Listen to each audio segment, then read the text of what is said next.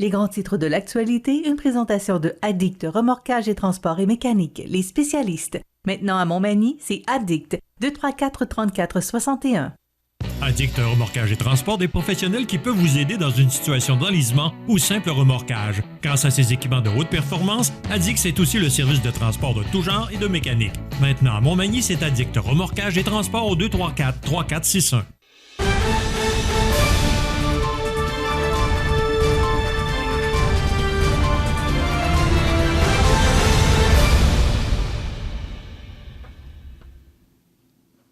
Les grands titres de l'actualité de ce vendredi 27 mai. Mais d'abord, José Soucy, bon matin. Oui, bon matin. Oui. Mais d'abord, José, laisse-moi souhaiter bon anniversaire à trois personnalités de la région. Valérie Mercier, qui a 32 ans aujourd'hui, qui est présidente de la Fondation de l'Hôtel-Dieu de Montmagny. Jean-Guy Desrosiers, ex-maire de Montmagny, qui a 78 ans aujourd'hui. Et Monseigneur Pierre Goudreau, évêque du diocèse de Sainte-Anne, qui souligne son anniversaire, mais on ne voit pas sa date d'anniversaire. Je lui en reparlerai. Alors, voilà, je pense qu'il y a 50 ou 51. Je pense qu'il est là-dedans. Alors, voilà, je voulais le mentionner durant les anniversaires. Et la mémoire est une faculté qui oublie.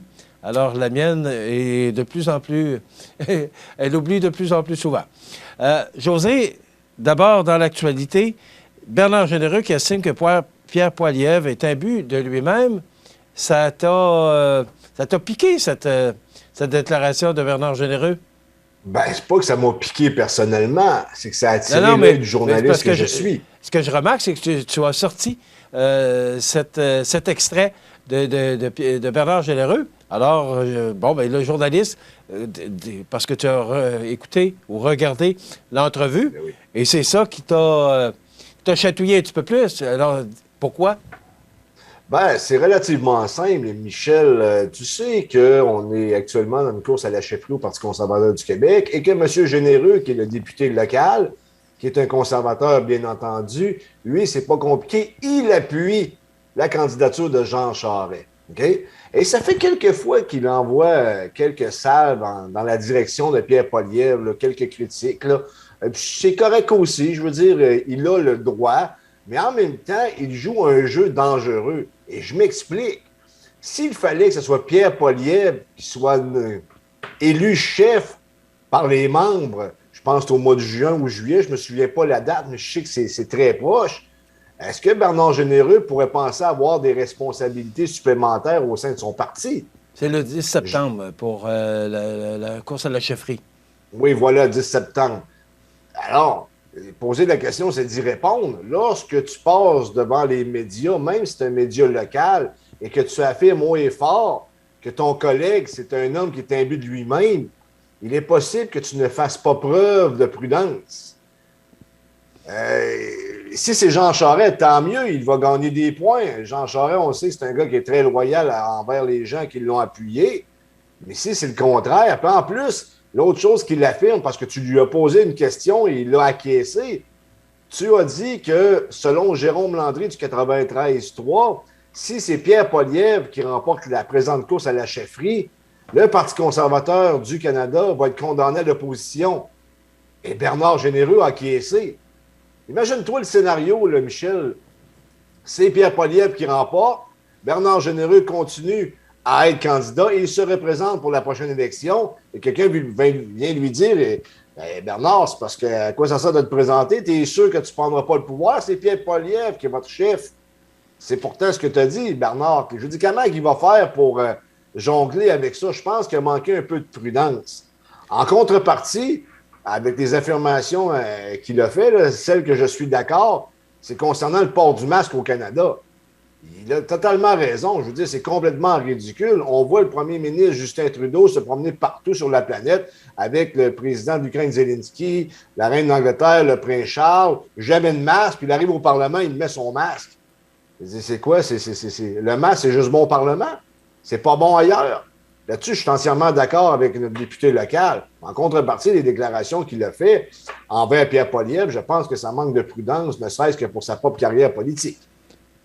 José, on sait que pour être élu chef du Parti conservateur du Canada, ça prend 50 plus 1, là. C'est un vote préférentiel. Ouais. Et là, si Poilievre ne passe pas au premier tour, c'est là que ça peut se jouer pour M. Charest.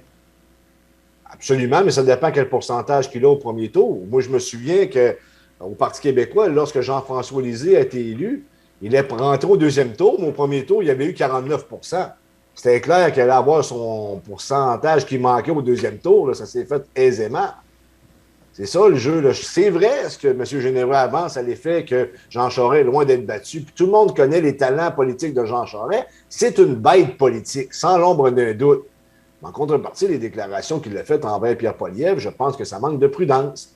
Mais remarque, c'est pas moi qui est député, c'est lui.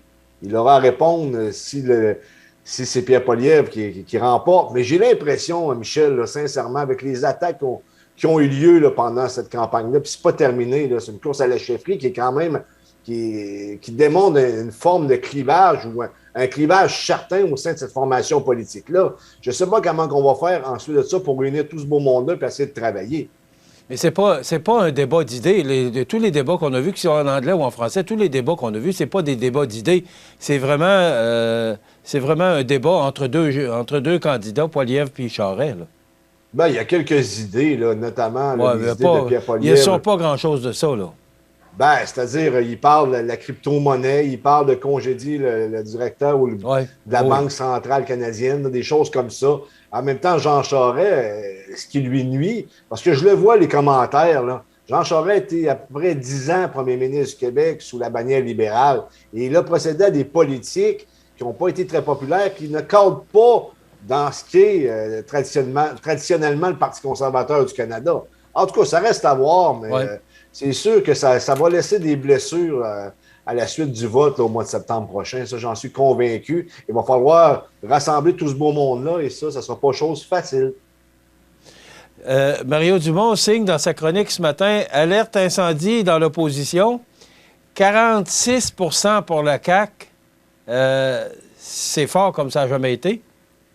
Ouais, je pense qu'ils ont été plus hauts que ça là, pendant la crise covidienne. Ils ont monté à 51 % de mémoire.